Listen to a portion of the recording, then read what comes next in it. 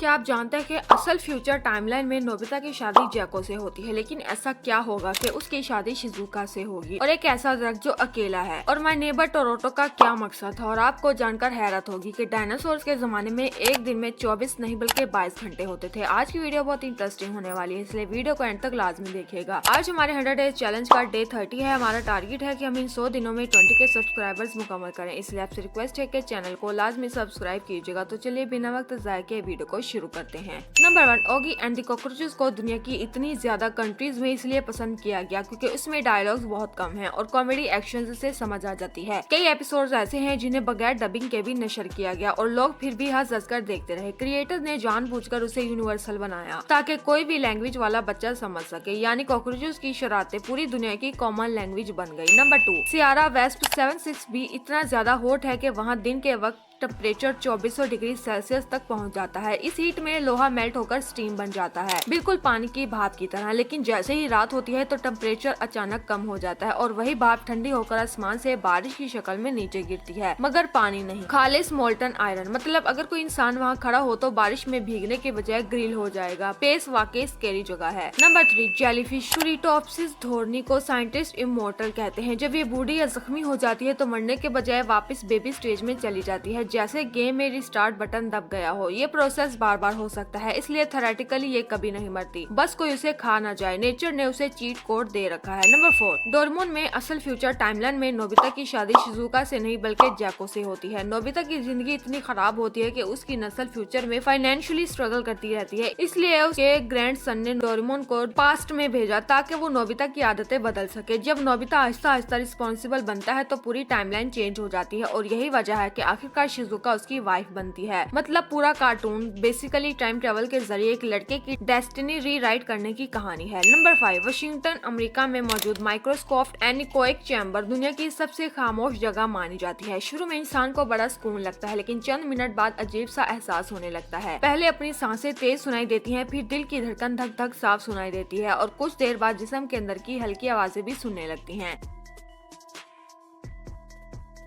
तकरीबन 40 से 45 मिनट बाद कई लोगों को लगता है जैसे कोई आसपास खड़ा है या सरगोशी हो रही है, यानी मुकम्मल खामोशी सुकून नहीं, दिमाग के लिए टॉर्चर बन जाती है। नंबर 6, माय नेबर टोरोटो जापान में सिर्फ एक कार्टून नहीं बल्कि कंफर्ट मूवी समझी जाती है। वहाँ कई पेरेंट्स बच्चों को सुलाने या काम करने के लिए यही फिल्म लगा देते हैं क्योंकि इसमें ना कोई बड़ा विलन है ना तेज शोर, बस सॉफ्ट म्यूजिक, हल्की बारिश, दरख्त और टोरोटो की पीसफुल मौजूदगी। इंटरेस्टिंग बात यह है कि जापान में कुछ लोग कहते हैं अगर बच्चा डरा हुआ या रो रहा हो तो टोरोटो देखते देखते पुरस्कून हो जाता है, यानी ये फिल्म इंटरटेनमेंट से ज्यादा थेरेपी की तरह यूज होती है। नंबर 7, कैंपबेल आइसलैंड पर एक ऐसा दरख्त खड़ा है जो हजारों किलोमीटर तक बिल्कुल अकेला है, न जंगल न पौधे, बस ठंडी हवा और समुद्र। उसे दुनिया का लोनलीनेस ट्री कहा जाता है और हैरत की बात यह है कि ये कुदरती नहीं बल्कि इंसानों ने लगाया था और बाकी सब खत्म हो गए। साइंटिस्ट इसकी रिंग्स पढ़ने को पुराने मौसम और यहाँ तक के एटमी धमाकों के असरात तक अंदाजा लगाते हैं, यानी एक अकेला दरख्त पूरी दुनिया की हिस्ट्री महफूज किए बैठा है। इमेजिन करें वहाँ सिर्फ आप और ये दरख्त। नंबर 8, ग्रेविटी फॉल्स के हर एपिसोड में हिडन सीक्रेट कोड्स छुपे होते हैं जो एंड क्रेडिट या सीन्स में नजर आते हैं। फैंस ने सालों लगाकर उन्हें डिकोड किया और पता चला कि कार्टून के अंदर एक पूरी हिडन स्टोरी चल रही है। बाज क्लूज फ्यूचर एपिसोड्स के स्पॉयलर्स देते हैं, यानी आप सिर्फ कार्टून नहीं देख रहे होते बल्कि एक पजल सॉल्व कर रहे होते हैं, इसलिए इसे इंटरनेट पर डिटेक्टिव कार्टून कहा जाता है। नंबर 9, डायनासोर्स के जमाने में जमीन आज की तरह सुस्त नहीं घूमती थी बल्कि काफी तेजी से रोटेट करती थी, इसलिए उस वक्त एक दिन तकरीबन 22 घंटे का होता था, यानी सूरज जल्दी निकलता और जल्दी ग्रूप भी हो जाता। दिन और रात दोनों छोटे छोटे होते थे। आहिस्ता आहिस्ता चांद की ग्रेविटी जमीन की रफ्तार कम करती गई और लाखों करोड़ों साल बाद जाकर हमारा दिन 24 घंटे का बना। सोचे अगर हम उस दौर में होते तो अलार्म रोज 2 घंटे पहले बज जाता और वीकेंड भी जल्दी आ जाता। नंबर 10, टॉय स्टोरी दुनिया की पहली मुकम्मल कंप्यूटर एनिमेटेड फिल्म थी। इससे पहले सारे कार्टून हाथ से ड्रॉ होते थे। शुरू में लोगों को डर था कि शायद 3D कैरेक्टर्स कोल्ड और इमोशनल लेस लगेंगे, मगर जब वुडी और बज आए तो ऑडियंस ने पहली बार कार्टून कैरेक्टर्स के साथ वाकई इमोशनल अटैचमेंट फील की। इसी फिल्म ने एनिमेशन इंडस्ट्री को बदल दिया। आज जितनी भी 3D एनिमेटेड मूवीज देखते हैं उन सब की शुरुआत यहीं से हुई। तो नाज़रीन, आज की वीडियो में बस इतना ही। मजीद इस तरह की अमेजिंग वीडियोस के लिए हमारे चैनल को सब्सक्राइब करें और साथ ही बेल आइकन को भी क्लिक करें ताकि हमारी आने वाली वीडियो का नोटिफिकेशन सबसे पहले आपके पास आए। और आपको कौन सा फैक्ट सबसे ज्यादा इंटरेस्टिंग और शॉकिंग लगा कमेंट सेक्शन में लाजमी बताइएगा और इस वीडियो को अपने दोस्तों के साथ शेयर करना बिल्कुल ना भूलिएगा।